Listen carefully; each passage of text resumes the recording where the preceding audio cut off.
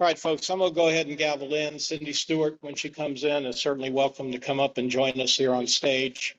Thank you for coming to the September 25 meeting of the Tampa Heights Civic Association. My name is Rick Fernandez. I'm the president of the association. There's Cindy. Cindy, if you'll just join us up here, appreciate it.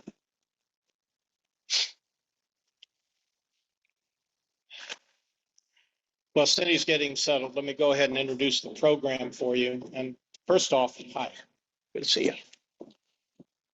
First off, thank you all so much for taking the time to come. I know with the hurricane floating out there to our southwest, a lot of folks that might have otherwise been here are at home boarding up windows or doing whatever one does, probably drinking actually tonight. Yeah, I know. And probably when you leave here, you'll be doing that too, and I'm right there with you. But for those of you who had the temerity to show up in inclement weather, thank you. We get a lot of hurricanes, many more hurricanes than we have elections. And this is a particularly important election for many reasons and at many levels of government. This particular event tonight marks the largest array of candidates that this association has ever hosted. We've done candidate forums before, but we've never had this number of candidates, although even with the folks that showed up, we had a couple, 3 wave-offs, but I don't think we've ever had 6 candidates, let alone 6 candidates along a broad array of positions before. So it marks an elevation, if you will, of our service to the neighborhood. So thank you for being here to support that. Let me introduce the folks at the table. I think we may have our team up here now. So let me go ahead and set off.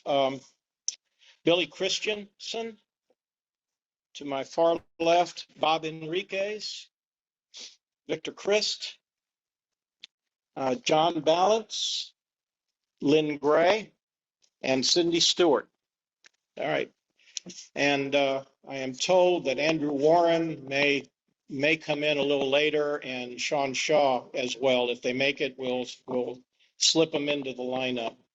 The protocol tonight, what we're going to do is call each of these good folks up here to the podium to offer a 10-minute presentation and choose to use those 10 minutes however they wish. It may be a stump speech or introduction, and allow hopefully sometime at the end of that for Q&A to take questions from the audience, either here in the room or our online chat.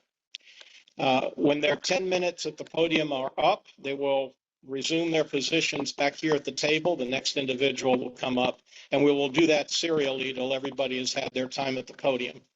When podium time is done, which could be any time between 8:15 and 8:30, at the rate we're going with the number of people we have, I'll open it up for general questions from the audience to anyone on the panel. You can ask a question individually, or you can ask a question to the panel as a whole. It's up to you. When the individuals get up to answer those questions that are being directed during that open period, I'm asking them to stand up and come back up here to the podium to respond to your question. The reason for that being, we have 2 mics active here tonight. One, this one, is for those in the room. The other, this little round gizmo here on the podium, is for the folks that are attending virtually. So in order to make sure that we get everybody on the record in a nice audible way, we want to make sure that you're as close to these mics as possible. That's why we're going to do this musical chair thing. I hope it won't be too disruptive. I have a couple of quick announcements before we get into the lineup. The first, under our bylaws, I am required at this meeting to announce this is another election. This is our Tampa Heights Civic Association election, which takes place in January at our general election or our annual meeting. And tonight, under the bylaws, sorry, let me just read the bylaw item. At the September general meeting, the president announces an election committee, and the president, with board approval, appoints a committee chair. Our committee chair will be Ari Fitzgerald, who is sitting here 3 rows back. She's not quite sure she knows what it is she's gotten herself into, but she did volunteer after I basically bent my knee and begged her to do it. So, Ari, thank you so much, and we will form a committee around you and get moving in that regard. A broadcast news brief seeking nominations for open board positions will be sent to the THCA email group, and the election information will be posted on our website immediately following this meeting. And the election chair shall ensure that this is accomplished. The election committee accepts nominations until the day of the November general meeting for purposes of establishing the official slate. Nominations will close at the time of that November general meeting, which will be the fourth Wednesday of the month. The other announcement relates to the elections that we're here to talk about tonight. And, just in case you don't have red letter days marked on your calendar, the deadline to register is October the 7th. If you haven't done that yet, it's pretty quick, pretty simple, but needs to get done if you hope to vote. Vote by mail. Mailing ballots to overseas and absent military vote by mail requesters. That was sent out on September 20. The mailing of domestic vote by mail ballots will start on October 3rd. Voted ballots must be back in the Supervisor of Elections office by 7 p.m. Election Day to be counted. So this is coming right around the corner for vote by mail. Early voting will begin on October the 21st, and it will run until November the 3rd, 7 a.m. to 7 p.m. And Election Day, of course, is November the 5th from 7 a.m. to 7 p.m. So gird your loins. If you haven't gotten yourself set up yet, please do so. And, please show up to vote. All right. That said, Lynn Gray, let me just quickly announce the order so everybody knows what's coming in case you all haven't seen their email. Lynn Gray will be the first up. Billy Christensen will be next. Victor Crist next. Cindy Stuart, Bob Henriquez, John Ballance. If others show up during the meeting, I will slip them in at the end of that period of time. And just so you know, I have gotten a wave off from Craig Latimer. He had RSVP'd, but he contacted me this afternoon to say that he had to close down his offices due to the hurricane, and he's supervising that process and didn't feel comfortable leaving to come here to be with us. So that's that. And as I said before, Andrew Warren and Sean Shaw are tentative that they show. We'll give them time. So, Lynn, you're first up.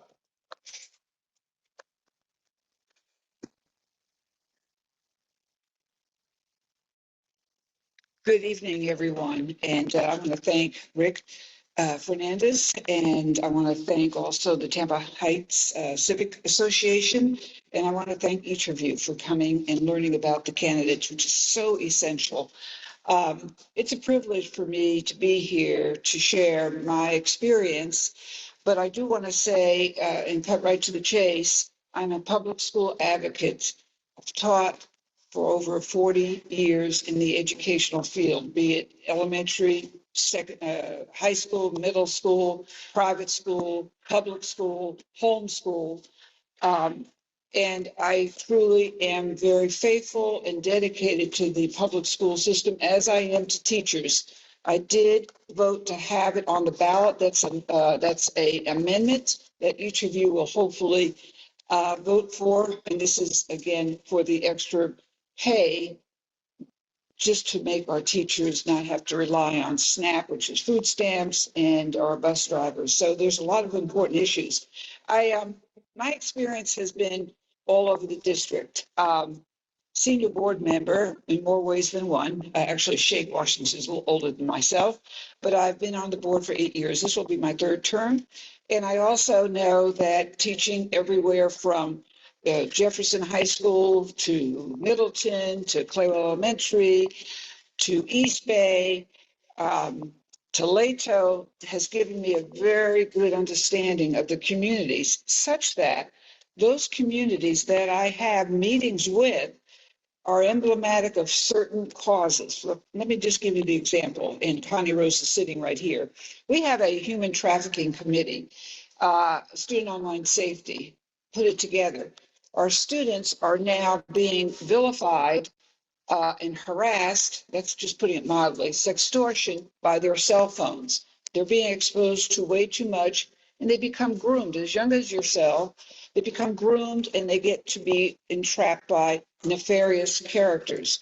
So we go around the district and make parents informed and students informed of how they can strategize to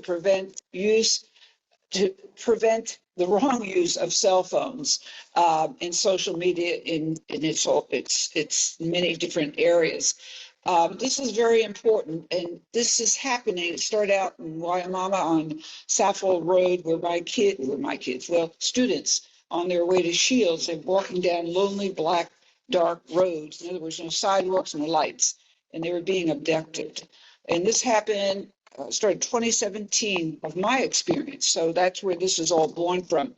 But talking about district-wide, Hispanic Forum, our Hispanic leaders, I meet with them to enrich the curriculum of Hispanic studies and to also develop better communication systems for our parents, because we want our parents to also get into the fold of education, as does the African American Task Force, which I also have had for many years.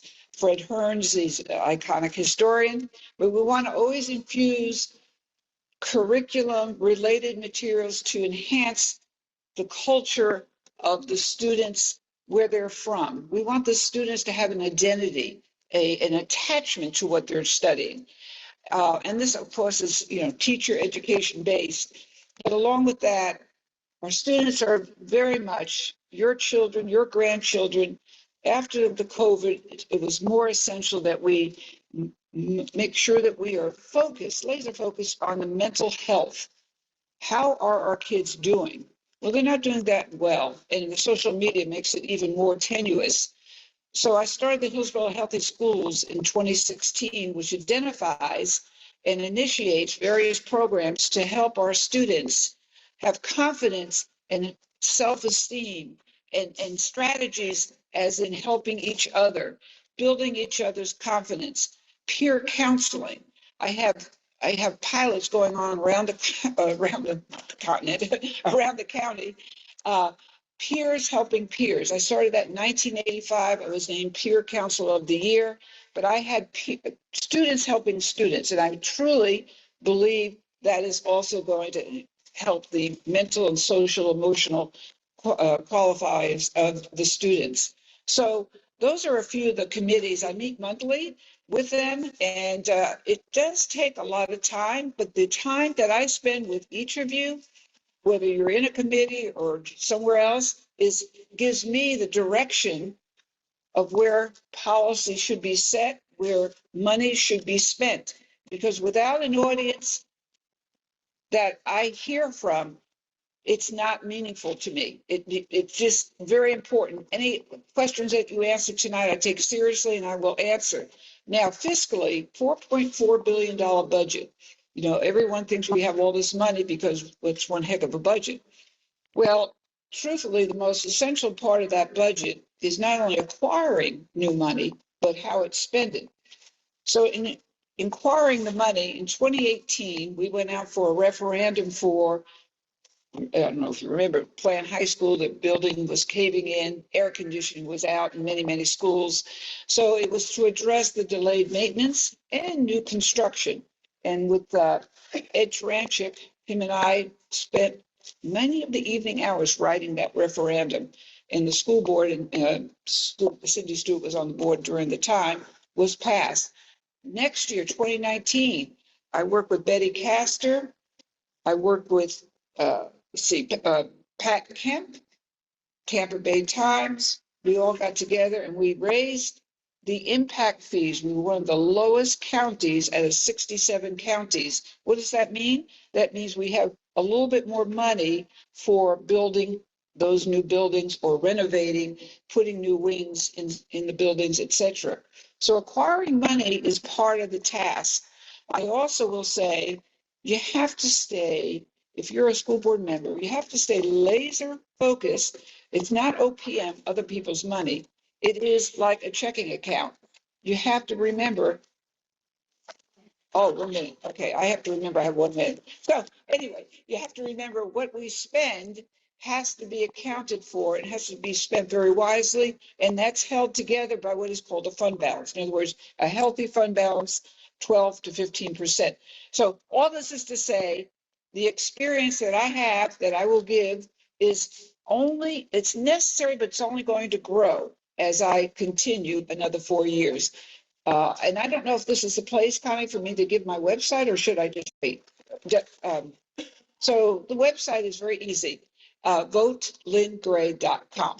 And I have cards in the back and signs. And so I would welcome any questions that you may have. Anybody? There'll be an opportunity at the end as well, if Lynn is still with us. So, well, at any rate, thank you for coming and thank you for listening. And Connie? I do have a question. So there's a conversation about books, big books being made. Could Yeah. you please share your thoughts? So, and thank you for that. So when I say that I'm emblematic for public education, I'm also one to not ban books. And there is a group called Moms for Liberty. That particular candidate is running, opposing my candidacy. And I have doubled down on allowing books of diversity. I even added books to each school on diversity. And it is very critical that the LGBTQ folks, every demographic, are equally represented, and the children and students, young adults, need to read and identify with those characters in those books. So we want to expand knowledge. We want them to be more of an analytical thinker. And if you start saying, all right, Connie, you have to read this set of books, and you two students, you have to read the same set of books. And then, okay, all Cindy Stewart's folks have to read the same set of books. Well, guess what? Those same books, that means you have the same thoughts. And the same thoughts, you have the same conversations. And the same conversation means you're writing the same similar paragraphs or answering the same similar ways. The world's not like that.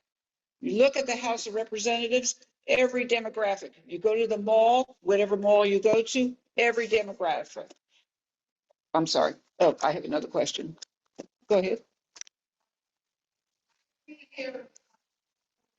You, most of them children of color, many of them are academically. What have you done or you been doing to focus more on those children that are behind and need to catch up so that we will have best education for all? And before you answer that question, could you summarize it so that folks hear it? We had a learning loss, as you well can appreciate, after the COVID 2020 experience. And the learning loss is still affecting many of our students to a point where they're 2 to 3 grade levels behind. And what are we doing about it? Well, we set up summer schools with transportation throughout the district. And summer schools is not like what, when we grew up, oh, we got to go to summer school because we failed. No, these summer schools are all about raising the literacy level. Literacy is key, the ability to read, and raising the numeracy, the ability to understand numbers, math. And it's laser focused on reading literacy, laser focused on the numeracy, knowing arithmetic. And they're not forced, the students are not forced to go, but if they have a certain grade, they're very strongly advised to go. And this is taught by certified teachers. And that's a very big part of the question. Who's teaching our children? And right now we have a lot of the experts in those summer schools, but without the millage, and I know this is sounding like a sales call here, but without gaining the monies from the millage, we are going to be soon short of experienced teachers. Tampa Bay, West Tampa, right not far from here, have 99% substitutes, 1% of a certified teacher. So now you can go to other schools, 50-50, but 50-50 is not good. You cannot expect a child to learn without a qualified, certified, and effective teacher. So summer schools is one big part of it. We also just invested $9 million on, and this came from the ESSER grant, so we didn't spend it out of our pocket, which doesn't affect the fund balance, but we effectively ordered for 50 schools of the high needs who have a literacy value that is below grade level, numeracy value that is below. We have anchored those books. They're in packages, and the students take them home. They own them. They're given, and it's every month they get new books. And this is to also direct that learning loss. And so we're starting that. Yeah, probably next month we're going to have all that. And I have a sample pack to give to my grandkids. But at any rate, good question. Thank you, Lynn.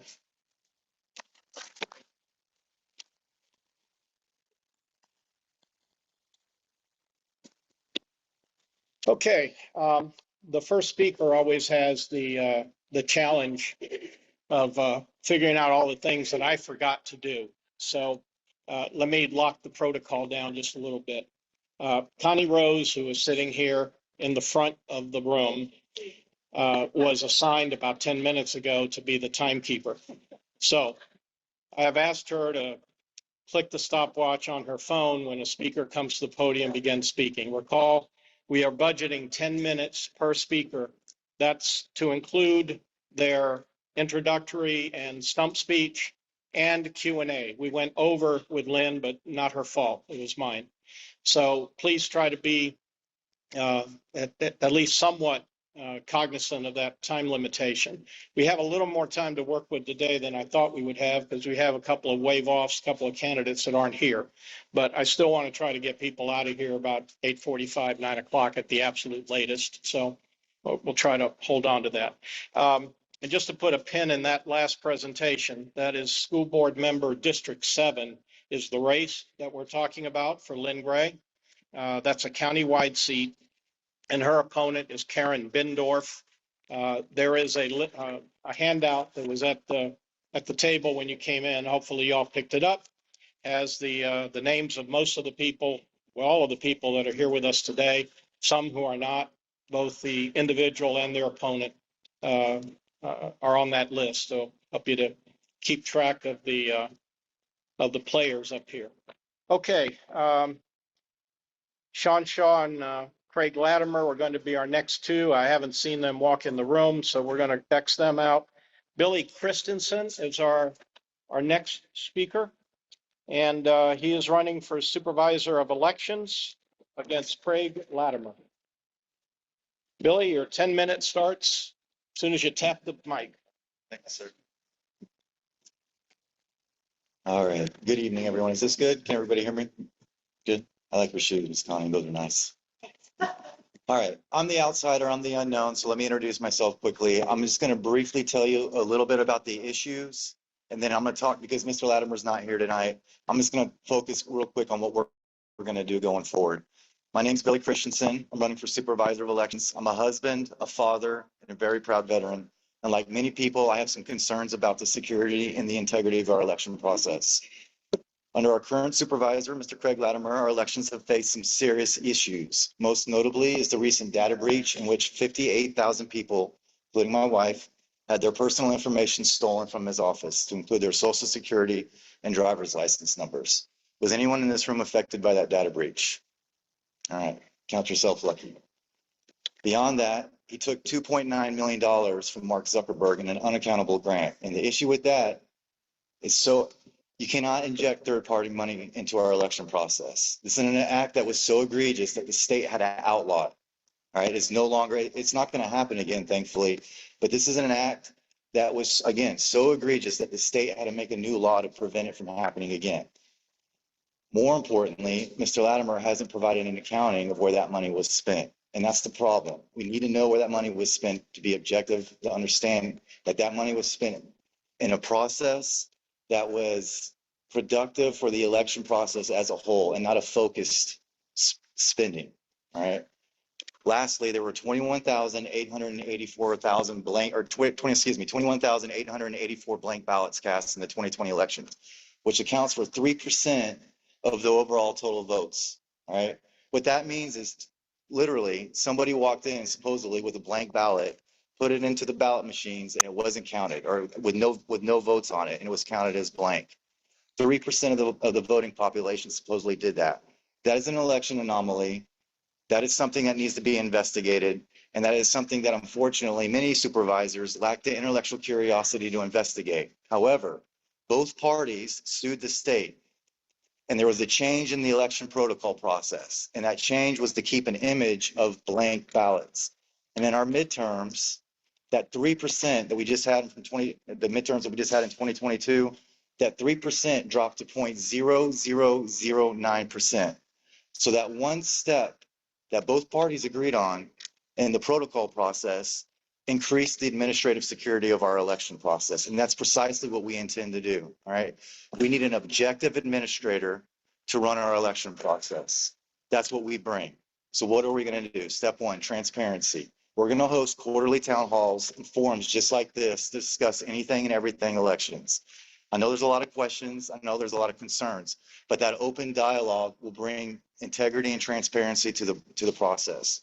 Number two, we're going to institute a robust voter education program. I brought on to our team Ms. Jennifer Sperano-Weisgau. She's the senior administrator for the school district, a registered Democrat, and she's going to help us leverage the school system, school programs, and the civic programs that are in the state to implement a voting curriculum into the school system. All right. And then we're going to expand that all the way up to the most seasoned voters. And what that will do is give us measurables and metrics. We just had a 19% turnout in our primaries. All right. That was a drop from 30%. That's not good. All right. There's a decrease in voter participation. We want to have measurables that we can show that what we're doing is increasing voter participation for all parties, for all groups. We don't have that right now, and that's going to be our primary focus. Lastly, we're going to restore integrity to the process. And we do that through, again, transparency, communication, and an open dialogue. I've submitted numerous PRRs, public records requests, to our supervisor. I've been in this race for 9 months, and he's refused to answer almost all of them, at least to an effective, to in a manner that would be sufficient for an answer. And unfortunately, that is the status quo for the office right now. And that goes for everyone. It's not just something I'm experiencing, it's something that the public is experiencing. So we really genuinely want to bring a new, fresh leadership approach to this office. People like to be a part of positive reform, and that's precisely what we're going to do. And it's going to be a collective of the community. I know there's going to be some hesitation with it, but I promise you, we're going to be the most transparent and objective administration in our elections process for everyone. My website's billy4soe.com. I'm going to open it up for questions. Please be nice.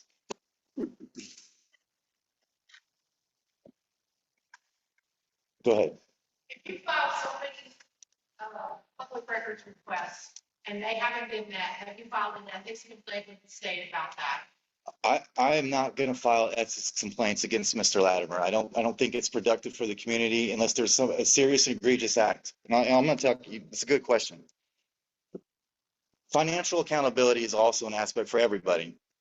These pins that are in every voting, I know everybody's familiar with these pins. You can walk outside the building, you'll be able to pick one up. In the last year and a half, Mr. Latimer spent $300,000 on these pins that have his name on it.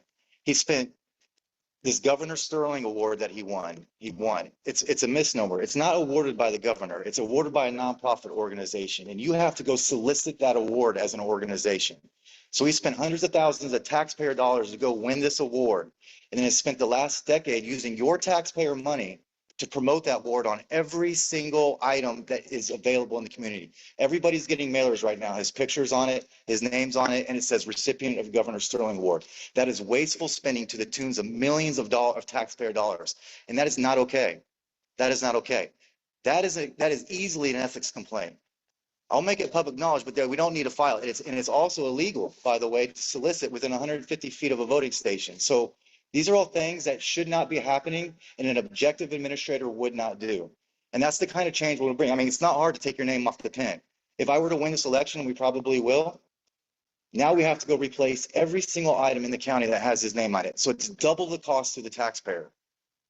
Okay, that is not an objective decision. That's not a decision based in what's best for the community by the administrator. All right, I understand that there's partisan politics at play in these things. This office requires a nonpartisan approach, and that's precisely what we bring. Yes, ma'am. No, that's Voted in, and don't call it because you were on active duty and insult my intelligence. okay. That's an interesting question. So I think that stems from the recent debate in which Mr. Latimer brought up my voting history. Keep bearing in mind, I'm 44 years old. I voted in 8 of the last 18 possible elections. I've spent most of my adult life overseas. I have a 20-year intelligence career working for the government. As a young man, a single young man, like many young men and women in this country, I do not, as you're not ready, excuse me, can I answer the question? Or may I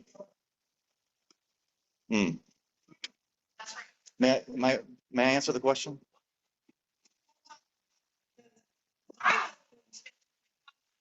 And he voted in every election. That's wonderful. You insinuated that you were in contact and then you have to. Excuse me? I'm sorry, ma'am, I'm not tracking. I'm not sure what. Okay.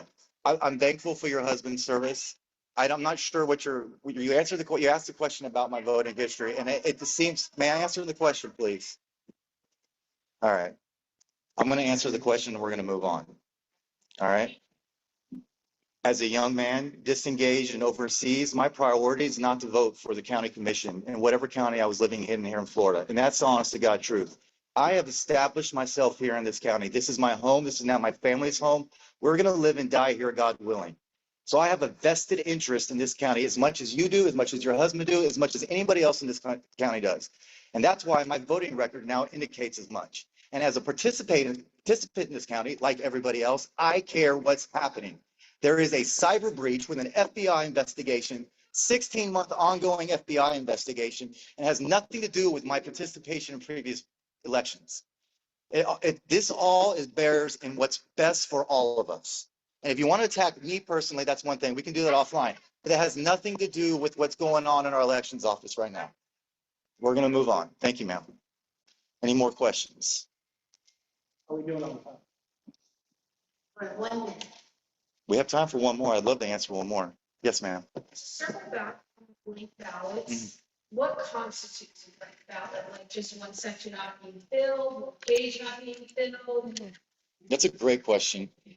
And there is no straight answer. That's the answer, is there's no honest answer. So I argue that a blank ballot is literally the entirety of the ballot is blank. Is that what that was from? Correct.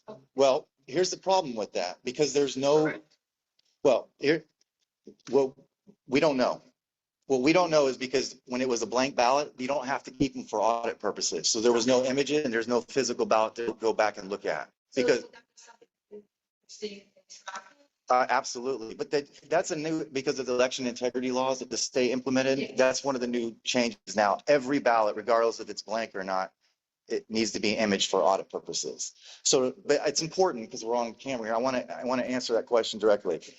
A blank ballot is immeasurable on the final report. It'll say blank ballot on every election report. I've asked the supervisor for clarity to provide the official definition, and they won't. Like he said, there's no records responsive, so we can't get an official definition.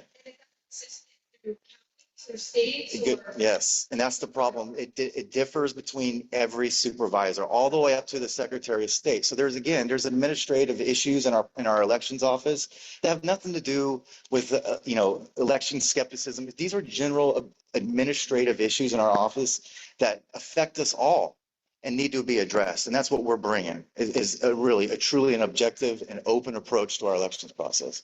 Yes, ma'am. I have no insight into that. It was the ballot issue was an election anomaly. We don't know. That's the unfortunate thing is we don't know because we can't, there was no investigation into it. There's no way to go back and audit that, but both. Correct. Yes.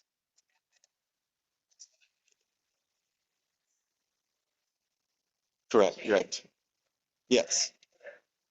Each county differed. We were at 3%. Down in Miami-Dade, they were up at 16%, right? So it fluctuated. And, you know, we were actually, I did the research on it. We were fluctuating from like 1.2 to 1.8%, and it spiked to 3%. I don't know what it means. You know, and in regards to the 2020 election, obviously President Biden has won. He's done his entire tenure. We're now facing another election. What we want to focus on is these issues. We have the election, the data breach in our office. We have the Zuck bucks. We have a lot of other administrative issues we haven't gotten into, but it's just time, obviously, after 12 years to get some fresh leadership in there. We'll bring in a fresh approach and hopefully we can move forward and reestablish Hillsborough as truly the gold standard for Florida. Yeah, I think we're running up. I know this. Okay, thank you. Anyways, yeah, I'm sorry, guys. Thank you. Okay, this is an evolutionary process. So another thing to hopefully smooth things out. When questions are asked from the audience, I'm going to ask the speakers, please, again, to summarize the question. Because I can assure you, well, some folks in the room may not have been able to even hear it, but I can assure you the folks on Zoom did not hear it. So if you field a question from someone here, please do your best to summarize it before you respond. Okay, that then is Billy Christensen, Supervisor of Elections candidate versus Craig Latimer on your program. The next speaker is Victor Crist. He is a candidate for Clerk of Circuit Court and Comptroller. Victor?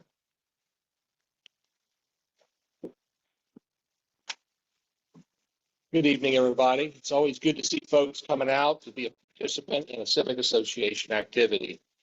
Before I get into the race, 10 minutes is a lot of time. I don't want to have to take up 10 minutes to tell you about why I'm running. That's really rather short. What I want to talk about is who I am and where I come from. I'm a little different than most elected officials or candidates. You see, I grew up in a family of civic activists. I stood on a lot of picket lines along the beaches fighting developers to save our pristine beaches. I grew up passing out flyers and knocking on doors and working in soup lines in Southside St. Pete. I grew up in a black church because my mother was very active in the black community. When I came here to go to school, I didn't like the conditions where students lived off campus, so I unionized the students to collectively bargain with their landlords. I grew it into a large organization. Things continued to get worse for our neighborhood, so I partnered with 6 other organizations to form the USF Area Community Civic Association. Today, 36 years later, I'm still president of one of the largest, strongest civic associations this county has ever seen. I created the University Area Community Development Corporation, which still is in operation today, and one of the strongest community development corporations in the country. It's right here in Tampa. And I created it to professionalize the work we were doing to improve the conditions of thousands of children and families, despite where they came from, what they believed, what their preferences were, or how they lived. They were just God's people. In 1992, at a Civic Association board meeting, we were frustrated because for the 5th time, the County Commission had shot down our plans for redevelopment of the neighborhood. So there were 19 of us that sat around that table that were members of our board of directors. We all put our names in a hat, and an old man said a prayer, reached in and pulled the name out. That person had to run for office. Well, guess who it was? It was me. And I said, give me 30 days. I'll come back and tell you what I'm going to run for. I came back and said, there's nothing we can win. The only thing we could possibly run for is the House seat. It is a black access district. It is a Democratic seat. I'm a registered Republican. Everyone kind of freaked out because they didn't know that. And I said, but we're going to run anyway. We're not going to win it, but we're going to run because we're going to get our message out there. So I branded the area Suitcase City so you'd have a visual picture of what we were dealing with, got on the campaign trail, and got commitments from those candidates that were running at the time to do something about improving Suitcase City. I got an opportunity to embarrass the elected officials to allow us to become Suitcase City. What I wasn't expecting was to win that election. Yeah, it was the first year that Bob Buckhorn lost an election, and so did Carol Palomino. And I won a district by 911 votes that I never should have won, and I kept it for 4 more elections. Then I ran for the Senate, same thing. You see, I've always held seats that were never my party affiliation, that were always made up of people much different than me. But they've always reelected me because I was always fair, and I was a strong fighter, and I stuck with it, and I never walked away from it. And I kept an open mind and an open ear, and I was an innovator. Yeah. And the school board told us that we couldn't have a school in a neighborhood that had no schools, that our kids got bused to 17 different schools. I said, that's fine. We're going to build a school. School board laughed and said, bring us the money and we'll give you a school. Took me 10 years, but I handed them $167 million of private and public money, asked them to allow me to design the schools, asked them to allow me to put the curriculum in place for the schools, and asked them to position the schools where we wanted them positioned, and they did. Bowers Whitley Academy, Muller Elementary, and the Hillsborough County Career Assessment Center. We added junior achievement to it years later. We added the Arthenia Joyner Library to it years later. Here we are 30 years later, and I'm still out there working it. I worked with President Clinton. I worked with George Bush. I worked with Lawton Childs.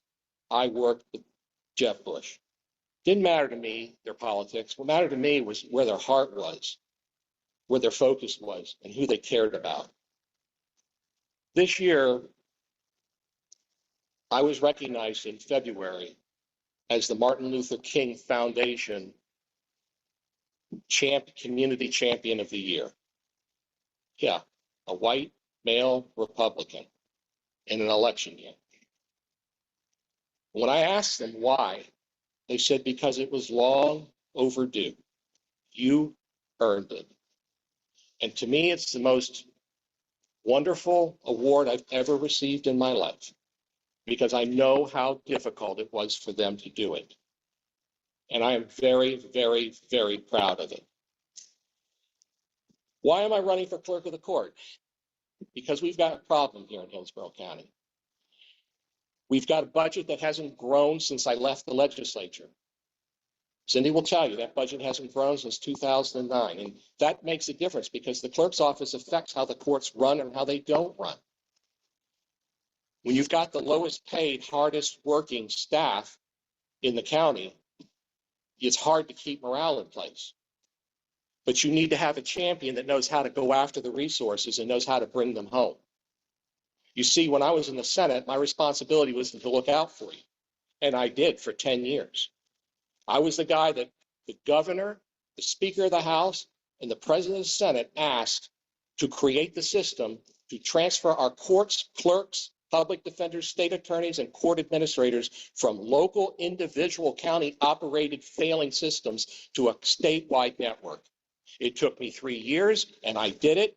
And as a result, I got named honorary clerk in half the counties in Florida. Yeah. Half the counties of Republicans and Democratic clerks named me clerk of the year and made me an honorary clerk at the time. But we transferred the system. I monitored the system and I kept the system funded all of those years. It wasn't until I left that those budgets froze and our clerks like Cindy are having to go up there and fight to get the monies to fulfill those budgets. At the local level, there were some breakdowns at the clerk's office. We saw that many of the county staff that had to go back and amend their tax returns because their 1099s and W-2s were incorrect. I don't fail the staff for that. I don't fail the software for that. I fail the planning. When I went back and looked at her budget, she had whacked training by over 900%.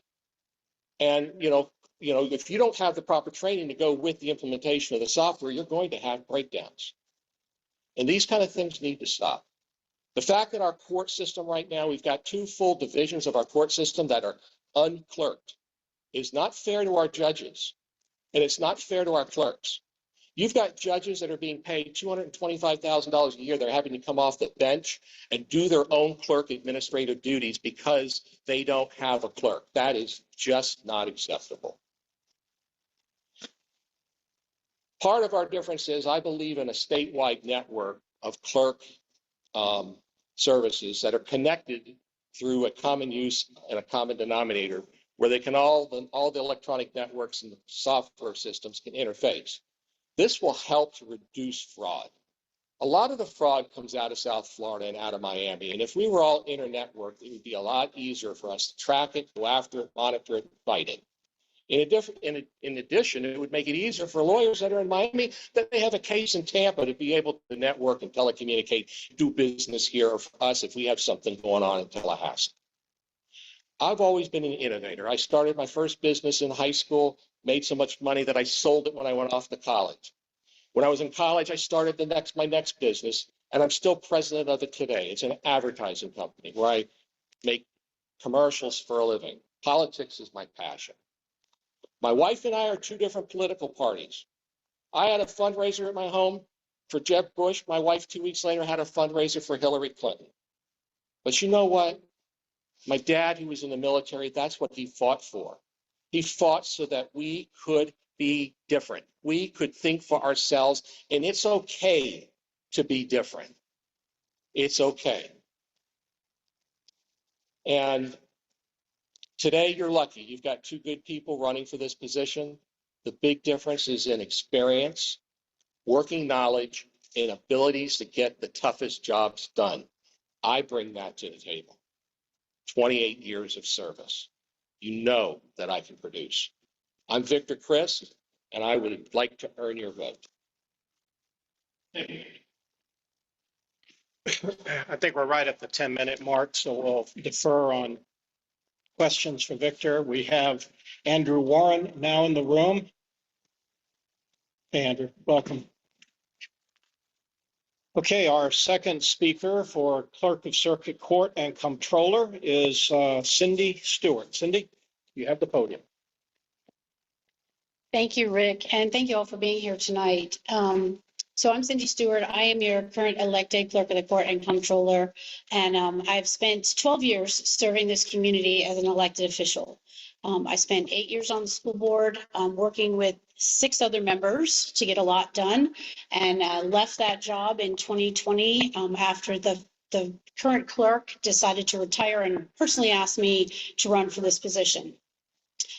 I have lived in Tampa most of my life. I've raised 3 children here. I live right here in Seminole Heights, and I am proud to be representing for you today over almost 700 employees who work very hard every day to make sure that this office runs efficiently. We are not perfect. We never claim to be perfect, and we are human.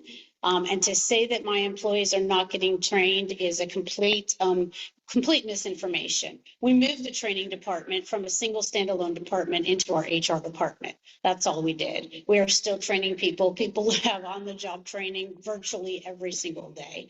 I want to address some of the other misnomers and things that Mr. Crist brought up.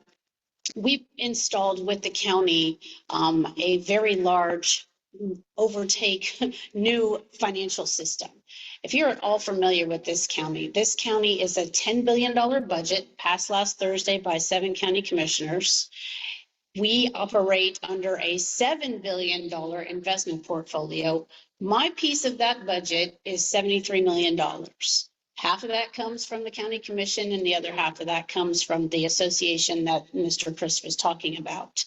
The fact that we have the number of people in my finance division and the number of people in IT and the number of people on the county side that had to lift a brand new system was nothing short of a miracle. We went back to the county commission twice to ask for extensions with the vendor that they had hired, and we were still drowning both on the county side and on my side of the house with implementation. We are finally stable. The fact that you can talk about that we put out one set of bad W-2s that were immediately corrected within 24 hours to our employees. There are no reports. You will not find anyone who came forward and said, I filed my taxes and I had to refile them, because the two pieces on those W-2s that were wrong did not affect anyone's amount that they owed or amount that they were getting back as a return. They were mistakes that were made in a calculation that had really nothing to do with the clerk's office. We just happen to be the people who have to deliver those W-2s. We've spent the last 4 years working diligently for you in this office. We continue a 40-year tradition of managing the audit that is done on not only on the county, but on every constitutional in this community, including the sheriff's office, who has the largest budget of all the constitutionals. That's our responsibility. We win the statewide GFOA awards for that and have for 40 years. There's nothing amiss happening in the clerk's office. My staff works extremely hard. Do they fight? Do we fight every year for pay? We do. We go to Tallahassee every year and we ask for more money. And I don't do that alone. I have 66 clerks that go with me, and one new or additional person is not going to change the way that Tallahassee views these offices and how they're run.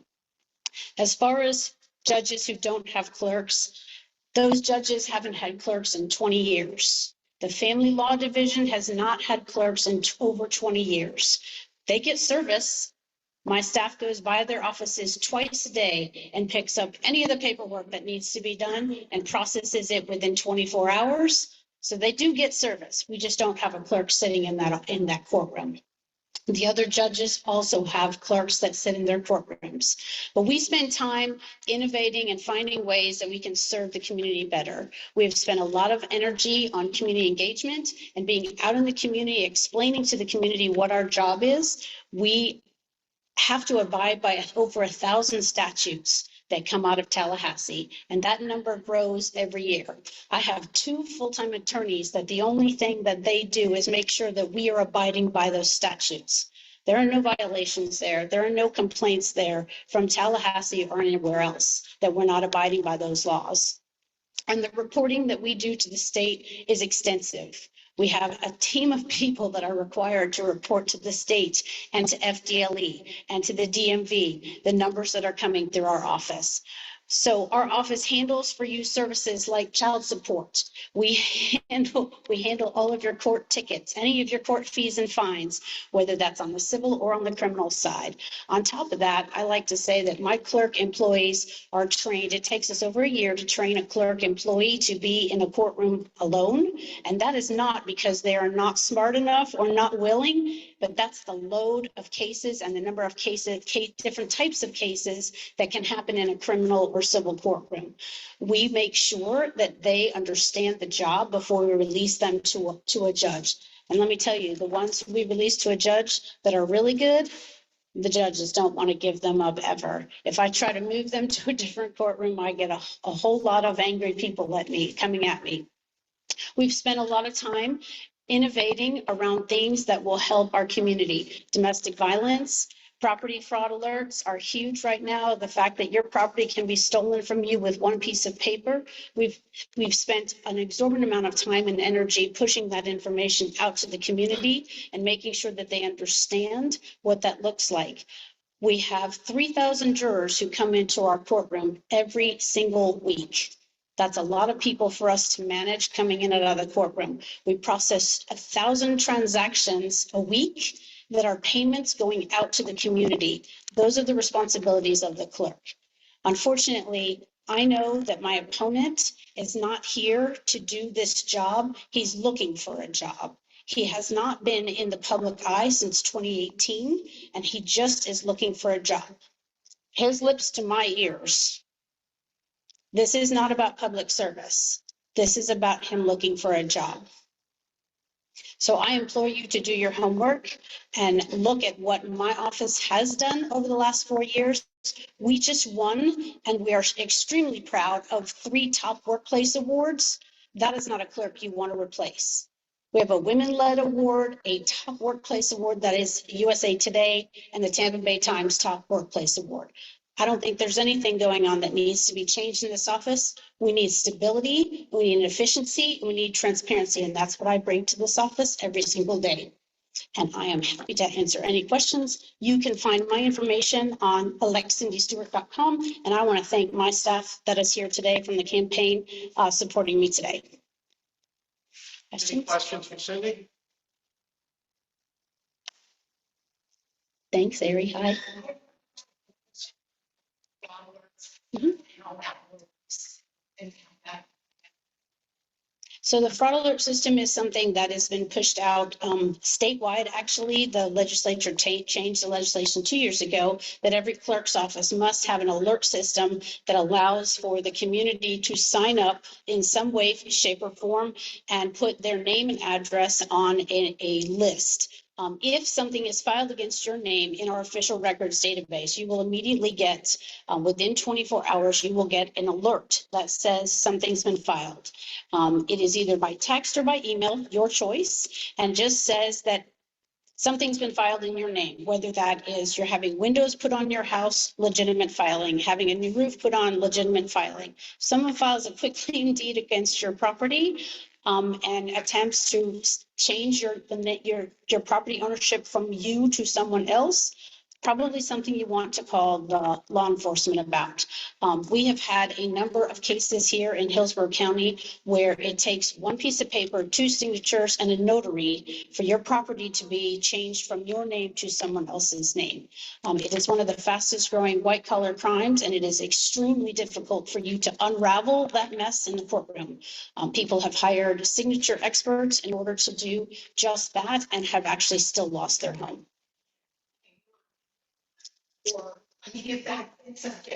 I personally cannot unravel that. It takes some pretty serious lawyers on that side and law enforcement attempting to find the people who are defrauding your home. But they, but it is very difficult to unravel. Again, I can't at the window tell if you have a fraudulent driver's license, if that is a fraudulent notary or not. So we continue to work with the legislature on trying to find ways where we're not stepping at all on real estate's area, but also protecting the citizens of Hillsborough County. We just alert people. We alert you to check your property. Exactly. Connie, where are we? 4 seconds. 4 seconds. Okay. Thank you all for your time.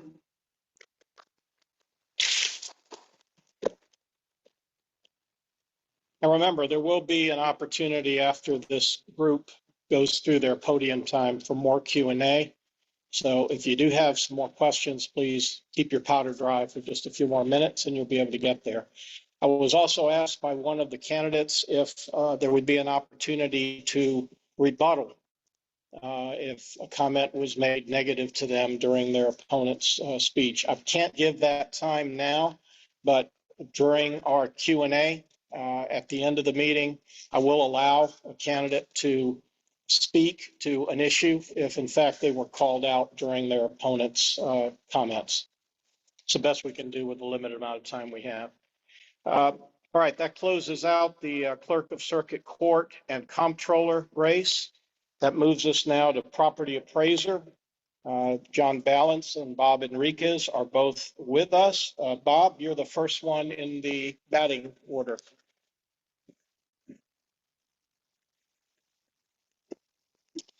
Well, thank you, Rick, and thank you to the Tampa Heights Neighborhood Association for having this. For the folks that are watching me on Zoom, I look much better in person.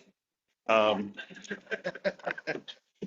I'd lighten it up. It's been pretty tough up here. So I'm no stranger to certainly to Tampa Heights. My daughter goes to Blake High School, not right around the corner. And I'm going to embarrass her. She sang national anthem at the first Tampa Bay Sun thing. She hates that because I say it to everybody, but I'm proud.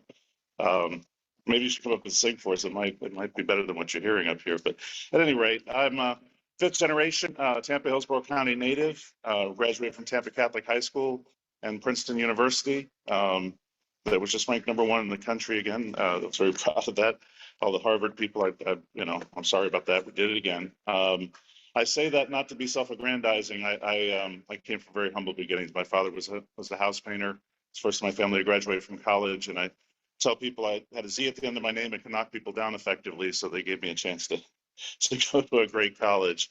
I served in the state legislature with Victor for 8 years. I was had the honor of serving in Tallahassee. We had a lot of the same scars from up there. But I've always had a passion for public service, whether it be mentoring or coaching kids, whether it be part of a neighborhood association, president of Wellswood Civic Association, or in my elective service. Really, it's all about giving something back. I had the great opportunity to go away to college, but I always wanted to come back to this incredible community and give back to the institutions and to the people that have given me so much over the years. I'm a certified Florida appraiser, and I was given the blessing and the honor to serve you as your Hillsborough County property appraiser by you. And I've served in this position since 2013. It's really important to know what the property appraiser's office does, which we have two main duties. One is to annually assess all of the property, about 570,000 properties in Hillsborough County each year, and any applications that people may file for exemptions to ad valorem or real estate taxes. But maybe it's more important tonight for you to know what we don't do. We don't raise or lower your taxes. We'll leave that to the taxing authorities. We don't set the tax rates. We don't collect the taxes. That's Nancy Milan, who we're also at because she didn't get an opponent. And we're highly regulated by the Department of Revenue, so we don't overvalue or undervalue property as well. You know, when I ran for this office, many of you may remember the office was in a bit of turmoil. There was very low morale. There was some scandalous stuff going on. And when I came into office, I promised three simple things: to rethink, reinvent, and reinvigorate the office. And that's what we've done and continue to do to this day. As a result of our innovative practices, the use of technology, the maximization of human capital, we become the most efficient and effective property appraiser's office in the state of Florida and a model for the nation, something I'm very proud of. We've cut our workforce by about 20% through attrition, retirements, and those kinds of things. I'm not out there firing people necessarily. We've been able to cut our budget 3 times. This is important for folks to know. We've cut our budget 3 times in the time I've been in office, and we've never allowed our budget to go up, that it wasn't commensurate with inflation. It's always been because of something that's been passed on down to us, either an increase in insurance to the county or increase in our efforts for like FRS increases and things coming down from Tallahassee. We've accomplished all of this during the most dynamic, as you know, real estate market in our lifetime. Our office is the most diverse, most equitable in terms of compensation, most inclusive that it's ever been. And twice we've received the CEA, that's a Certificate of Excellence and Assessment Administration, that's given by the International Assessors Association. It's the highest honor that a property appraiser's office could receive. I'm very proud of that as well. You know, I've always considered my position as really an elected department head. That's probably what attracted me to run for this office the most. And, you know, ideology, partisanship, politics, all this stuff, I'm giving you a breakdown because you have to hear some of that stuff all over TV and everywhere you look now. Has nothing to do with our office. Being fair, accurate, and equitable in valuation, providing good quality public or customer service, being fiscally responsible in the administration of a government office. That's really what it's all about. And as a result, my last 2 Republican opponents have endorsed me enthusiastically. In fact, came to my birthday party last night, so I was pretty happy with that. I think they just wanted the cake and the paella. I'm not sure, but we'll see. When it comes to valuing someone's most valuable asset, and that's your property, you know, and experience matters. You don't learn on the job in this, and results matter. So every 4 years, this really, this election for me amounts to a job interview. And that's what the voters have an opportunity to do every 4 years, is to consider my record, something that we're proud of over the last 12 years. Look at my accomplishments, look how we run the office, look how we, and because it really is a we, it's a collective we, it's all of us. My team is incredible. And then decide whether or not you should, you know, once again, give me the opportunity, return me to continue to be your property appraiser. And what the heck, you don't fire a winning coach, do you? I don't think so. But, you know, we'll see how that goes. Listen, if you need more information, you can go on my website, voteforcoachbob.com. I do want to mention 2 things that I think are important. One is a public service thing that we did. And going back to Cindy when she spoke, I'm sorry, it's not Cindy, Lynn, when she spoke at the beginning in reference the referendum for the additional millage on the ballot. one of the things that we did, because we had the information, it's not that difficult of a mathematical equation, but we figured as a public service, we put a calculator on our website. So each of you can go on the website, put in your name or your folio number, address, and it will pull up exactly how much, based on the additional mill that's been proposed by the school board, how much that will cost you approximately, because it's based on 2024 values, and this wouldn't take place until 2025, but it'll be a pretty close approximation of what it would have cost you in addition. My thought was, you're going to hear a lot whenever you have a controversial issue on either side. You're going to hear proponents, opponents. Rick knows a little bit about it. He's been proponent and opponent of lots of stuff.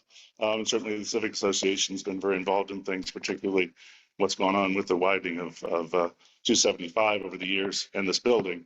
But you're going to hear two sides of the story. So this allows you to individually make your own decision when you walk in the ballot box. How is it going to affect me personally? I think that was important for us to do. So you can make a decision. It's going to cost me an extra additional $150, $200, whatever it may be. Is that worth it to, given my economic circumstances and how I feel about how the school board is functioning, whether or not that's something that I think is I can afford to do that based on what good may come out of it, or vice versa. So that's one of the things that we've done, and I thought I'm very proud that we were able to do that. Another thing that you made, that if the question comes up, I can answer about, there's an amendment on the ballot having to do with the homestead exemption and actually indexing the second band $25,000 portion of your homestead exemption if you have homesteaded property to inflation. This is a concept that's been around for a while, that would allow, the thing is, whenever you put a set amount in statute, and Victor knows this, and Cindy certainly, if you put a certain amount over the course of time, if what was in 2008, $25,000 meant a certain amount, in 2024, it doesn't mean quite as much. So the idea is, if you index your homestead exemption to inflation, it will grow commensurate with inflation over the course of time. That's an amendment that you'll have a chance to consider as well. So be glad to answer any questions that you may have. I appreciate you. Thank you for the opportunity. I don't think we say this enough. For all of the time that I've had, and Victor's had, and certainly Cindy has had, Andrew has had to serve you. We should say thank you, because it's a blessing and honor. So thank you for the opportunity to be here tonight. Thank you for the opportunity to serve you. I hope to have that opportunity again if you see it within your heart. And I'll answer any questions that you may have. Okay, just a little Q&A to go. Anybody have a question for me?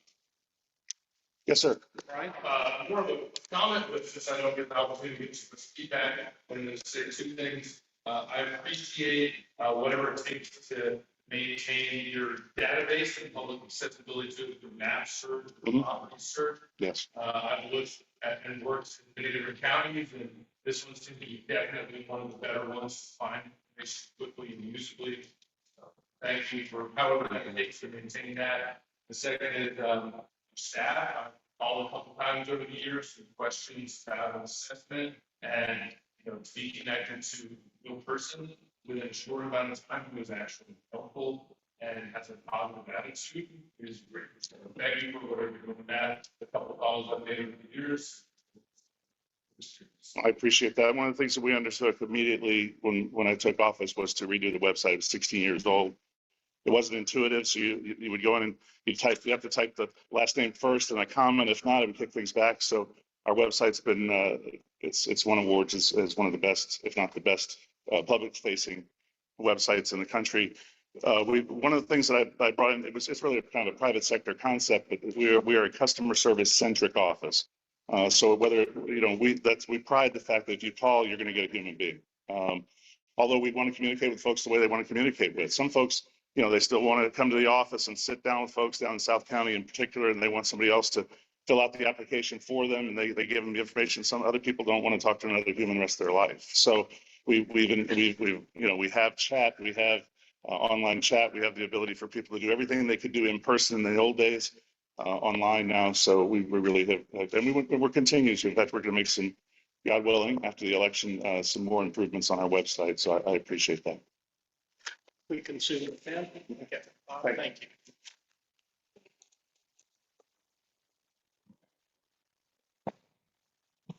All right, that then takes us to our next candidate for property appraiser, John Ballance, sitting over here at my right. John, you have the podium.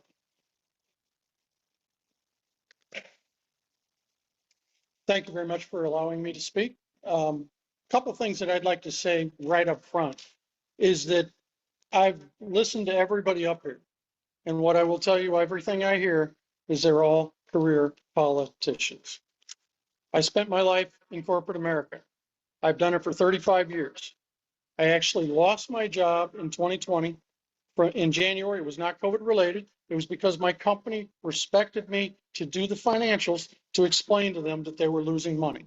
And because of my honesty and my integrity, I told them the truth. Would have actually had to walk into Walmart and take a 6% price increase. We were a small division of a very large national corporation.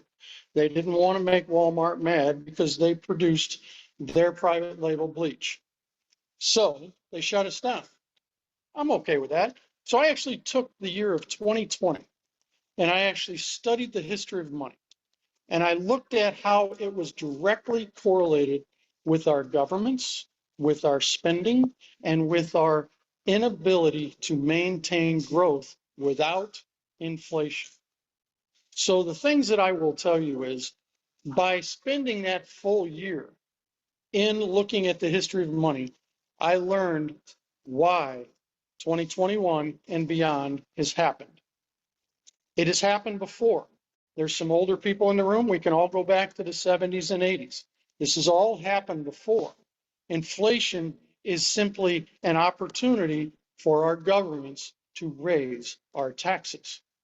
I have heard across the board from the school board to even systems and other things, they're all asking for more money. And I'm sorry to call Bob out for this. He's making good money. He can afford a school board tax increase. What I plan to do in this organization when I take its reins, and I do believe that Bob did a great job, okay? But he's done a great job, but I will tell you that what I'm seeing is he's not fighting for you. He's enabling his peers to continue to raise your taxes. In the economy that we're in today, we're looking at your property taxes going up. If you're looking at your exemptions, it's a max 3%. If you're not on that, it's 10%. He says he's not the one that raises the taxes. You know what? You're absolutely right. He is the facilitator. As a constitutional position, I am held accountable to following the laws and the statutes. But as I look at it, I will also go to the meetings where these laws and these statutes are put into place, and I will fight for the citizens' rights to make sure the taxes are not going up auspiciously. I will say I sat in a room with the Dial Corporation back in early 2000. And what actually happened is that company paid $6.1 million for a new system. I've heard lots of discussion up here for a new system. Are these systems being checked adequately? Are we looking at them? Are we putting them in place? I heard them say that it took a year for us to get on board. I've heard about data breaches. The CEO looked at somebody after they said, somebody challenged him and said, our new system has been out here for 3 years. When are we going to get another one? It doesn't communicate with this branch. It doesn't communicate with that branch. That CEO said, when Oracle sold me that system, it cost us $6.1 million. I've owned it now for 3 years, and it hasn't gained me a single penny back. And the promise was that it was going to pay for itself in year one. So he said, I'm not buying another system. What I heard is there are systems that people are looking for. Guess whose money that is? That's your money. I'm not going to allow that as a constitutional position. I will go to these meetings and I will push back. When I see things that I don't think are constitutional, I sat down with an individual that actually ran against Bob in 2016. He was much more qualified than I was. He actually worked in the credit business. He was actually an appraiser for commercial real estate. He was challenging me on what I knew and how I would qualify this for this role. I would tell you that I spent a good 45 minutes talking about my background. I don't have that much time here today, but I talked to him about my background, what I understood about the financials, financial institutions, the banking system, and everything that makes our world go around.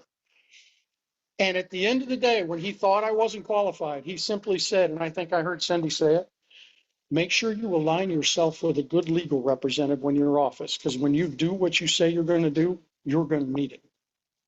So when I take another step back, I've actually learned a lot from Bob. I've chatted him. I've had some fun. I think we've had some fun together, but I've learned from what he has to say and I watch his actions. But he mentioned that there was a group, there was a big Tampa Bay, it's not the economic summit, but it was like state of the market meeting that he has. He's had it for 3 years. So I went ahead and I went. And I learned a bunch that day. So Bob is on stage. He's up there with Jane Castor. He's got developers. He's got people that are involved in the overarching community with relative to the sports authorities. He's got all these influencers. He's got politicians all up stage. And he's got a room full of realtors. And he's got a room full of developers and some bankers. And what Bob stood up there and explained to everybody was that we're going to spend a lot of your money in Ybor City. And when you take a step back and you understand money and you know that people can actually buy property, and when you look at that stage, after there's a property collapse in 2008, 2009, these individuals can buy that property for pennies on the dollar. They work with their influencers to actually form ideologies with the politicians so they can then write the laws so they could then move in and actually develop Tampa Bay. Excuse me, young lady, you were kind of rude over here and I'm going to ask you to stop laughing. I understand it's, young lady, please, may I finish? I'm sorry. Please, no, thank you very much. So when she says what I'm saying is ridiculous, what's ridiculous is what I actually saw. The only person on the stage that day that was nervous was the banker because he knows what I see. He had a professor from I believe it was Columbia that came up and he stood up there in June and told everybody the economy's great. I'm sorry for the citizens in this room. Is the economy great? Bob has said that Tampa, everybody wants to move here, so it's a success. We're an isolated island. No, we're not. So what Bob is actually telling everybody is because Tampa's good, because the developers are spending money here, your property tax is going up and you should be happy. Well, I'm not going to let that happen. I can't let that happen. My kids are making as much money as I am today, or as I was when I left my job. And they're telling me today they cannot afford a house. And that's a problem. So I would just say that there's a lot of stuff that you don't know about me. I've got cards back there. If you want more information, you can reach out to me. I even encourage you to reach out to me and ask me some specific questions. I will tell you that there's a very powerful real estate individual over the entire Hillsborough County that spoke to me for over 2.5 hours to try and talk me out of running for this office, because he gave me 2.5 hours to explain my background, what I know and what I could fix. And he tried to offer me a job so I would not run against him. So with that said, I'll take a step back. I'll open it up to questions and I welcome anything from you. I tried to keep something here. Sorry. Yep. Okay, so we got 1.5 minutes for questions. Any questions? Hands? Yes, ma'am.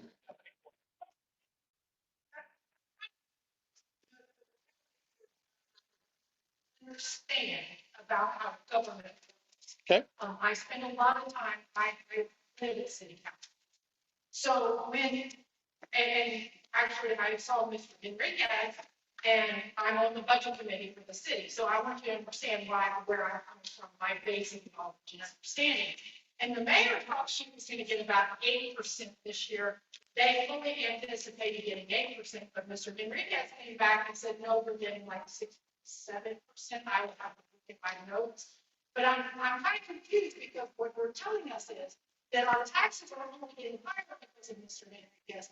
But the city thought that they were going to get more money. And when I see that over time, our taxes have been up and the city's budget has been up and the county's budget has been up.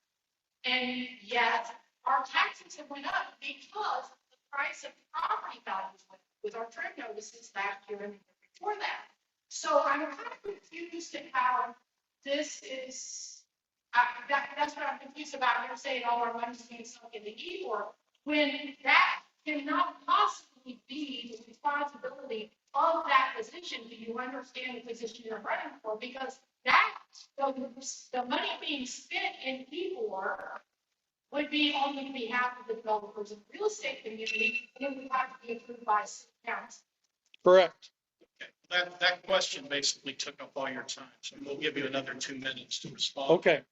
I won't need 2 minutes. Again, when you understand the forum, when you understand the situation, and when you understand how things work, because I'm assuming you do, when you have the Board of County Commissioners on the stage with Bob, when you have the state legislators on the stage with Bob, when you have the developers on the stage with Bob, when you have the bankers on the stage with Bob, and when you understand how long it takes to maneuver those tax dollars in that, yes, everybody's involved. It is not just Bob. It is everybody involved. So what I'm saying is, as an advocate, when I take this role, I will not let everybody work against the citizens to raise your taxes. I will put my foot down. I will work with both sides, Republican and Democrat. And if they do not want to back off, what that individual told me is to make sure you're aligned with a good lawyer, because you're going to have to push back, because I'm pushing back against a very large establishment, and money in this town talks. And that's going to be an uphill battle for me. So I'm going to either fight it, or you can continue to let Bob play along, because everybody that was on that stage was the guy with the purse, and they were all winning, and our taxes are going up because of that. Thank you.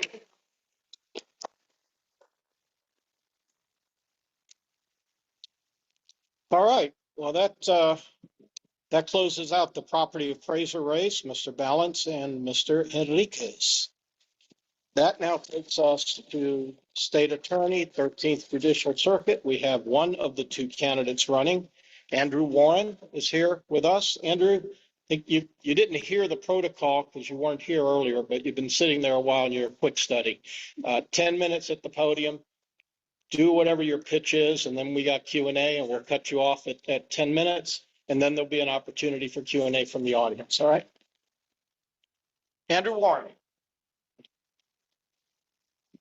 Good evening, everyone. Thank you for coming out, by the way. I know there's a lot going on with a hurricane coming, and it's important that you've given us this opportunity to speak.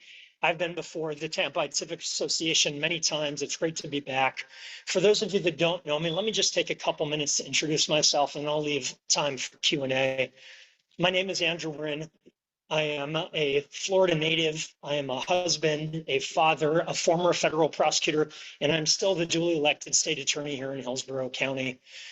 Before I ran for state attorney as a federal prosecutor, I worked for the U.S. Department of Justice.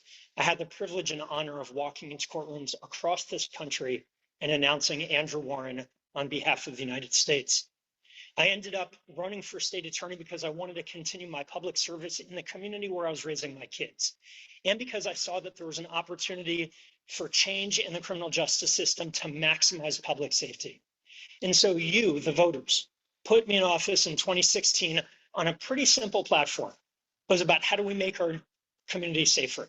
How do we fight for victims to achieve justice? How do we make our system more fair and more effective? And I was reelected in 2020 with support from Democrats and Republicans and independents because we had tremendous success. And we could spend all night talking about it, but in short, what we did is prioritize prosecuting the crimes that threaten public safety. And we aggressively prosecuted the murderers and the rapists and the robbers and the drug traffickers and the domestic abusers and all the types of crimes and people that keep me awake as a father, that keep you awake as members of this community. We worked with law enforcement. We worked with community groups. We also invested in safety through prevention and rehabilitation. We started civil citation programs, mental health court, drug diversion programs. Again, we did that in partnership with law enforcement and the community. We started a wrongful conviction unit that exonerated a man who was locked up for 37 years for a crime he didn't commit. And then we went and charged the two men who had actually committed that crime 4 decades earlier. We did that again with law enforcement. And the proof is in the pudding. During my 6 years in office, crime went down 32% in Hillsborough County. That's according to state stats, making Hillsborough the safest large county in Florida. And then I think, as most people know, 2 years ago, the governor suspended me in a political stunt because I'd spoken out against abortion bans and I'd spoken out against laws that discriminate against our LGBTQ neighbors. And so I've been fighting that fight for the past 2 years. The courts ruled that the suspension was politically motivated, that it violated state and federal law. And yet I'm still not back in office, but I haven't given up that fight. And over the last 2 years, as I've been out of office, fighting for these values that we all cherish, free speech, democracy, and the rule of law, look what's happened in this community. Crime has gone up, violent crime has skyrocketed, and our system is going backwards, not forwards like we had been, but backwards to a time that we don't want, where we are undermining public safety every day with what's happening in that office. So I'm excited to get back into the state attorney's office to continue fighting for all the people of Hillsborough County, for parents like me trying to keep our kids safe, for victims, and for every single family in this community. And I think that allows a bunch of time for questions. I'd be happy to answer anything you have. Yes. Thanks. I was shooting for 6:30, so I was almost there. All right. Eric, go ahead. A few years ago, the voters of the state approved a constitutional amendment to restore former felons who paid their debt to society's right to vote. And we're not really seeing that implemented, supposedly because of bad paperwork or bookkeeping. Is there anything your office or the state attorney's office can do to correct that wrong and implement the will of the voters? Sure. So let's go back a step just to make sure everyone understands what we're talking about. This was Amendment 4 in 2018, and this was passed to restore full citizenship rights to returning citizens, that is, people who had been released from prison. And it didn't apply to everyone, but most people, like murderers and rapists, didn't qualify. I supported that amendment because successful reentry is a public safety issue. We want people to reintegrate with our society successfully so that they don't reoffend, and getting voting rights back has been shown to help reduce recidivism. We set up a program in Hillsborough County, my office, under my leadership, to help restore people's right to vote. And then the legislature ended up passing a law that totally cut the legs out from that amendment and basically made it impossible for that amendment to be fulfilled. It's really frustrating because it was a good change in the law. It helped people. The people of Florida voted for it. And then your representatives up in Tallahassee and the governor decided they didn't want it. Of course. Well, let me take, if there are any other questions from the audience, and then if we have time, I'd be happy to take questions from you, sir. Is there any question? Actually, I have one, if I might. I'm going to defer to Rick first then. Actually, I asked you this when you were here before us a couple, 3 months ago. And it's all about the big elephant in the room, Ron DeSantis. I recently saw an article where, if I understood it correctly, he did not commit that your reelection would necessarily stand and that he might again suspend you. If that happens, where do you go from there? And everything I've seen to this point is that you've won your battles in court, yet you're still on the sidelines. So what keeps that from happening again? Well, look, you'd have to ask the governor whether he intends to break the law again, whether he intends to suspend our democracy again, whether he intends to throw out the votes of the people in Hillsborough County, whether he intends to violate his oath of office, the same oath I took, put your hand on the Bible and swear to uphold the Constitution. That's up to him whether he's going to violate that. What I can say is, one, if he tries to suspend me again, we already have a court order saying that it was politically motivated and illegal, and we have protection from the court in that respect. But the other thing is, when someone threatens to violate your constitutional rights, I, like most Americans, don't cower and worry about what they're going to do. I stand up for those rights and I fight back. So we shouldn't be afraid of the governor's willingness to break the law. The courts have slapped him down so many times, and they'll slap him down again the next time he breaks the law and violates people's constitutional rights. Yes. And Hi, Connie. We met several times. Yeah. I worked in the field of human trafficking since 2008. Thank you for all the work that you did in Hillsborough County and beyond to make sure that traffickers were put away. My question is about the buyer. In 2012, we passed State Harbor Act, the 12th state in the United States to pass the State Harbor Act. In that legislation was about criminalizing and charging and arresting buyers. To this day, we still are not arresting buyers and making him be accountable. We have to get to the root cause, and one of them is because of pornography, and because of child sexual abuse. We have people out there seeking to purchase our kids, and yet they're not being arrested, but our kids are being arrested. Ken, what is your thought about that? What would you do if you are reelected? Yeah, Give a shot at summarizing that a little bit for the folks. Sorry. sure, of course. So for the people watching online, Connie asked a really good question about human trafficking and the fact saying that we had done a good job in our office of going after the traffickers, but then there's still problems because the buyers, the Johns, are not being arrested. And what do we do about it? Look, this is a supply and demand problem, and we have to address both the supply and the demand. And as a prosecutor, we can only really make the cases for those arrests that are brought to us by law enforcement. And we worked with law enforcement, the sheriff's office, to think about new ways to go after the traffickers, not just to catch people who they thought were soliciting themselves, but to go after the people who were forcing them into it, the people who were actually putting these young women and often young girls in these horrible, horrible situations. And we had a lot of success with the sheriff's office in that. You're right. There hasn't been enough attention paid to the buyers of that. And that's something that we have to continue to work with law enforcement on.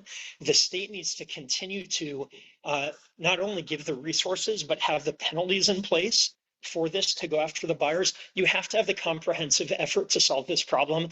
And as much as we did to combat human trafficking, the Tampa Bay area remains a global hub of human trafficking. And as the father of two young girls, that is just not acceptable. It's something we'll get back on track to fixing when I'm back in office. John, you had a question. My question goes back to her question earlier about the felons and enabling them to vote. Correct me if I'm wrong, but it's kind of a two-part question. They had to fulfill their liability to the state in their time, but wasn't the second part of that they actually had to pay their financial penalties? And wasn't that what the legislature added later? And that's where the loophole is, that they're not holding them accountable or not allowing them to vote, because these felons simply haven't met their obligation to not only do their time, but pay the financial penalty. Yeah, so the question is, for those who couldn't hear it at home, it's about when I said the legislature undermined the amendment for process of restoration of voting rights, that was because the legislature required people to pay off their fines and fees. And that's correct.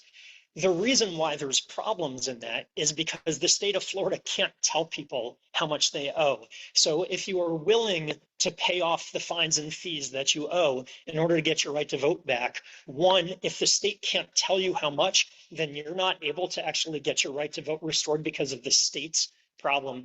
The other issue with that is it amounts to forcing people to pay money to have the right to vote, which has been ruled unconstitutional in this country going back to the 1960s and 70s. So I have a fundamental problem with implementing essentially a poll tax on people to say, if you have money to pay off your debt, then you're allowed to vote. And if you don't, then you're not allowed to vote. That's a philosophical and fundamental question that we can answer as Americans. But my view is straightforward. If you're an American citizen and you're eligible to vote, otherwise you shouldn't have to pay an amount of money to exercise that right. Connie? Time. We're done. We're done? This young man had two questions and he didn't get the answer. Ask him. All right, well, we're going to go into general Q&A in a little bit. Sheldon, hold your powder, if you will, and we'll come back to you during general Q&A. Darn you, John, you took his question. That's okay. Okay, Andrew, thank you. Thank you very much.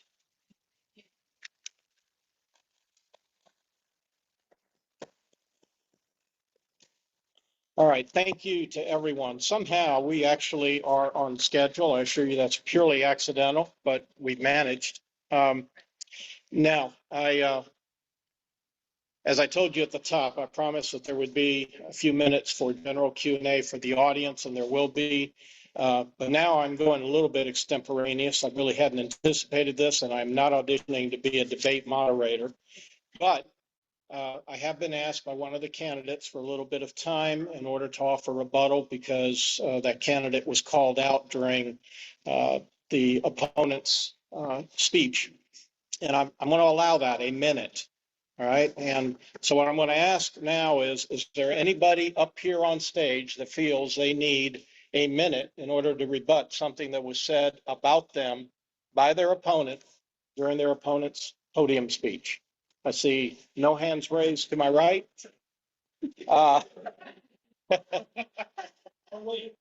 She didn't bother to show up. She didn't bother to show up. Yeah. Somebody's saying something. There you go.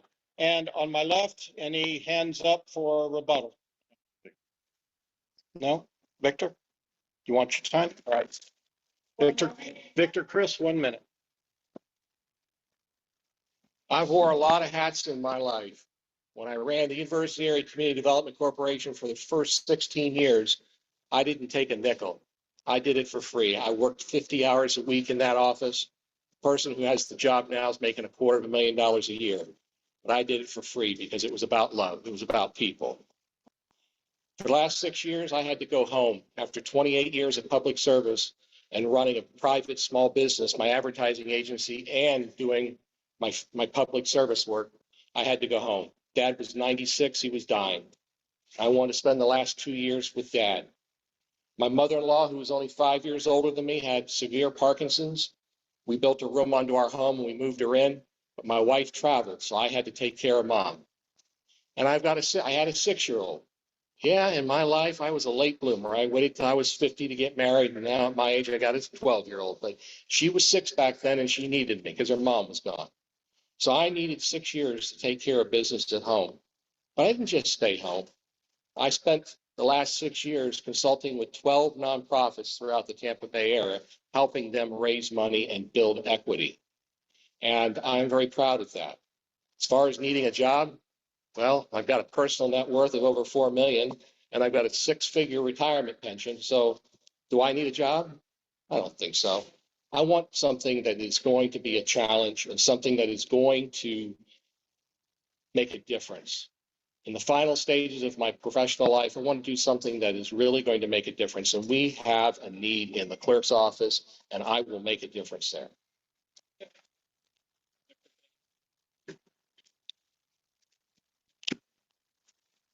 All right, last call. Anybody need to come up here for a 1 minute rebuttal? All right.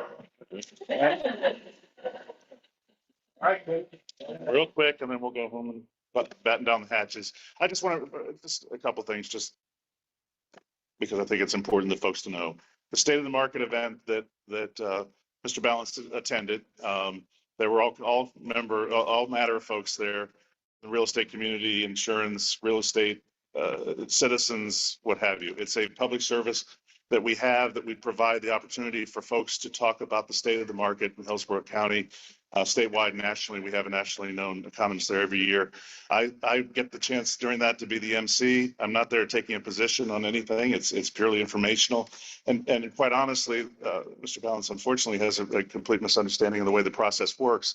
The last thing you need is to have your property appraiser advocating on one side or the other in terms of value. And in fact, ethically, if we were to do that, we'd be violating the tenets of ethics for appraisals. So there's no difference between the mass appraisal world that we're in with 570,000 properties and your own individual property. If you're trying to get a loan or a HELOC and you have a fee appraiser, a private appraiser come to your house, you don't want the person working along with the loan officer or to make sure, or with either the buyer or the seller to try to get to back into a certain number. The market dictates each year based on January 1st of a given year, when you receive your notice of proposed taxes, which many of you received in August. I'm sorry, it's my job. It's based on January 1st of the previous year. 8 months later, and it's based on the market. And so we track the market. We don't control the market. You could probably blame Tom Brady for your raising taxes more than me.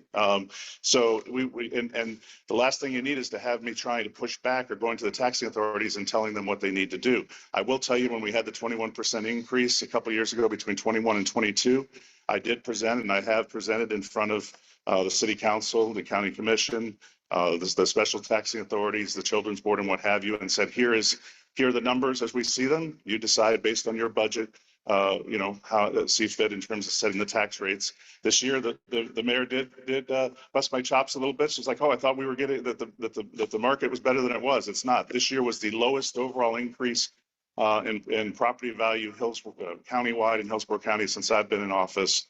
I won't need a whole minute. And in fact, in the second lowest in terms of taxable, and that has a lot to do with the way the market is chilled as a result of interest rates and other things. So I don't manipulate. I've been called a lot of things, enablers and new ones. So I'll take that one with me. Thank you.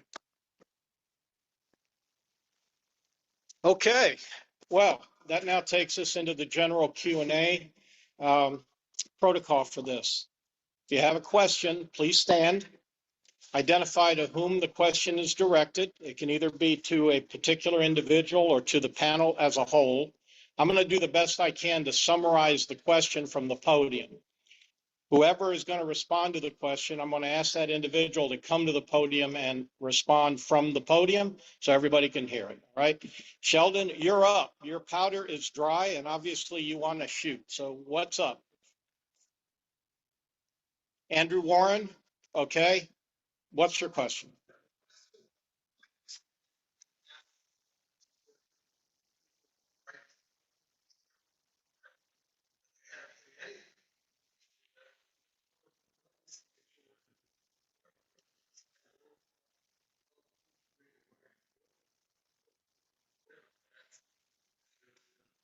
People, and they're Republicans, so we're not for those kind of people, and we're not willing to help people, therefore they couldn't get the right to vote. Such asset to get paid all this stuff.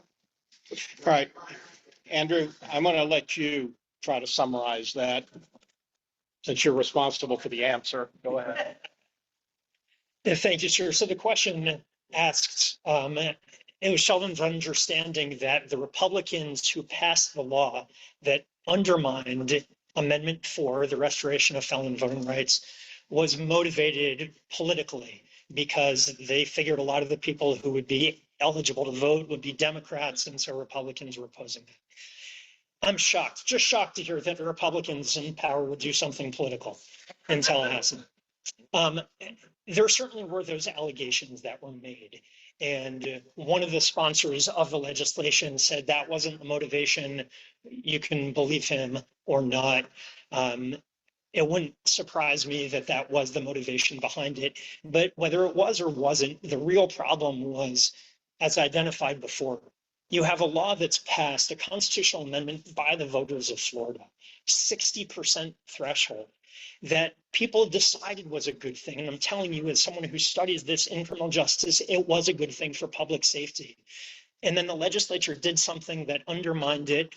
Motivations aside, that's bad, especially when the result is people are not eligible to vote because they can't afford to pay off fines and fees that have accumulated when they've been, in prison or in the probation system, and when the state of Florida can't tell them how much they owe. That's not the type of common sense policy that I stand for, and it's not the common sense policies I think that most Floridians want. Thank you, Matt. Other questions from the audience for the panel, please? Anybody else? Lena Young-Green.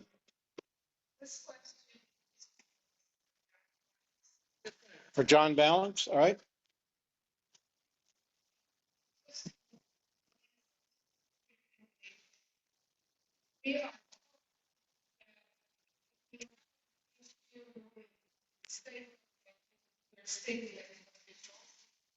We have an issue with a local elected official that's really low.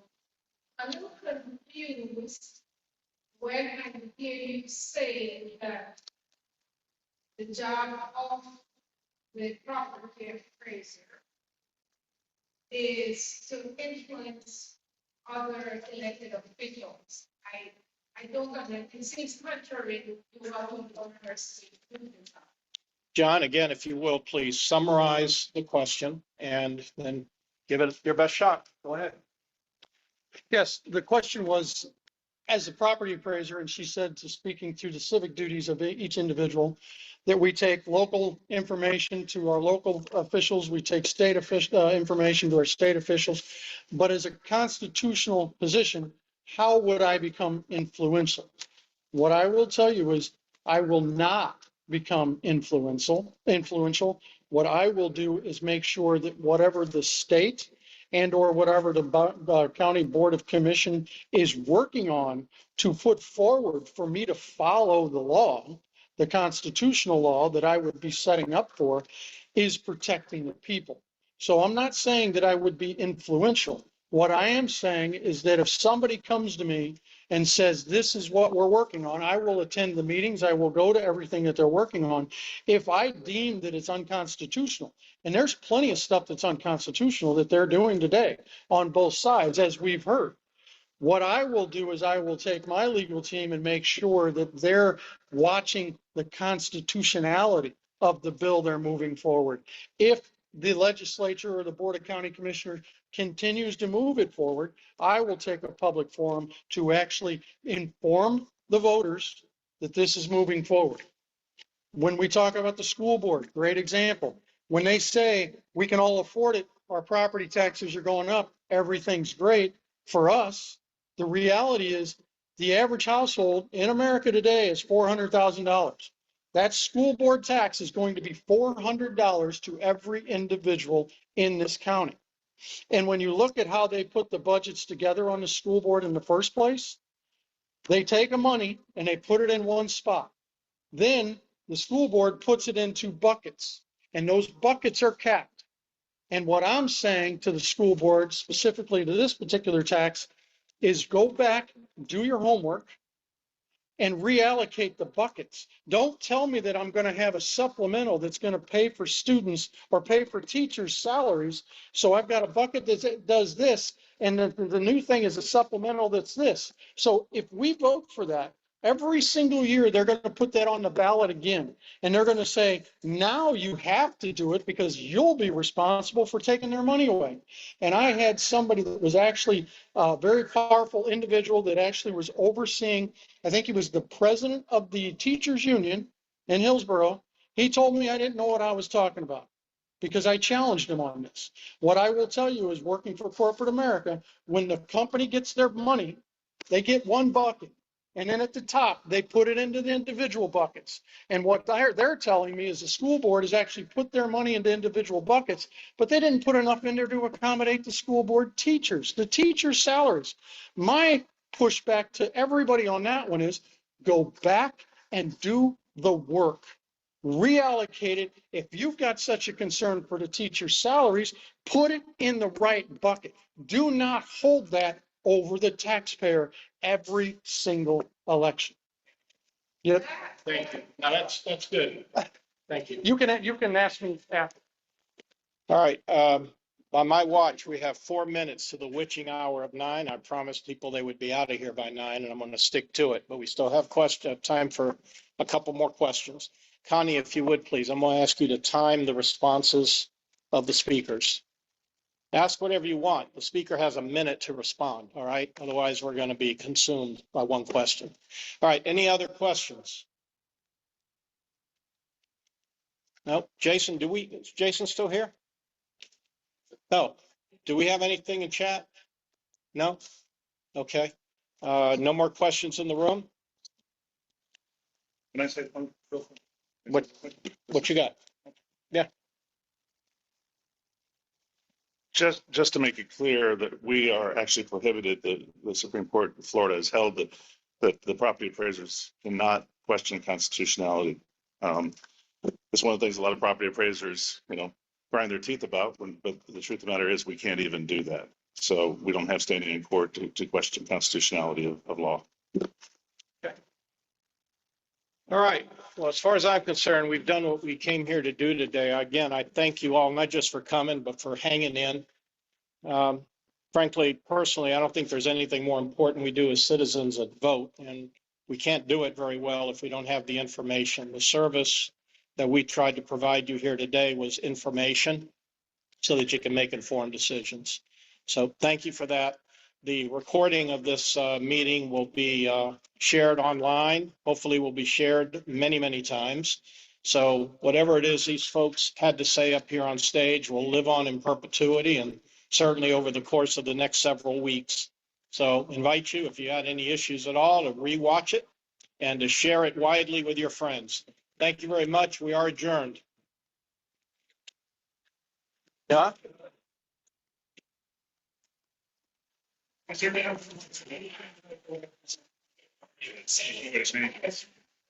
Well, anything, if you. Good luck with it. No.